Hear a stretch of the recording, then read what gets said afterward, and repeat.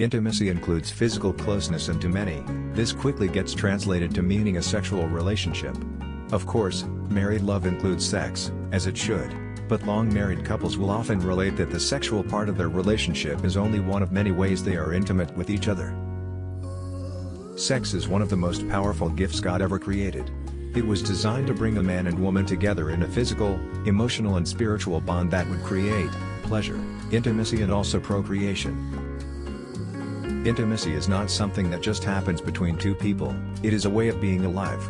At every moment, we are choosing either to reveal ourselves or to protect ourselves, to value ourselves or to diminish ourselves, to tell the truth, or to hide, to dive into life or to avoid it. Intimacy is making a choice to be connected to, rather than isolated from, our deepest truth as that moment. Intimacy between the husband and wife is one of the characteristics of a healthy marriage.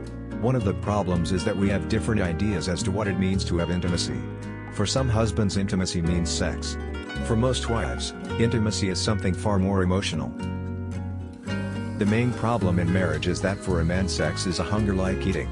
If the man is hungry and can't get to a fancy French restaurant, he goes to a hot dog stand. For a woman, what is important is love and romance. Sex, whatever else it is an athletic skill. The more you practice, the more you can, the more you want to, the more you enjoy it, the less it tires you. Sex is always about emotions.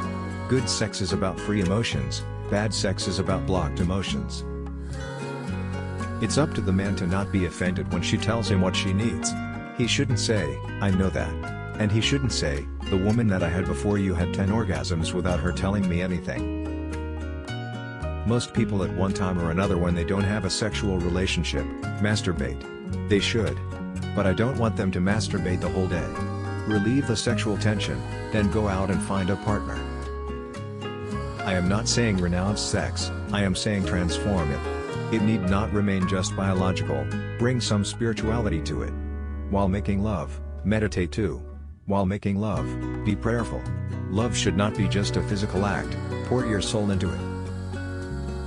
But you shouldn't give up on having a great sex life once you're married. Intimacy is key to having a healthy, functional, and overall happy relationship. Sexual energy is just that, it's energy. And where we choose to expend that energy makes all the difference in the world. Love is beyond sex and physical touch.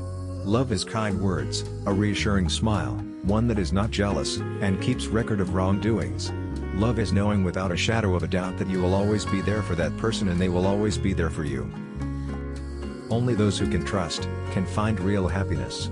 But, trust makes them vulnerable to betrayal and heartbreak.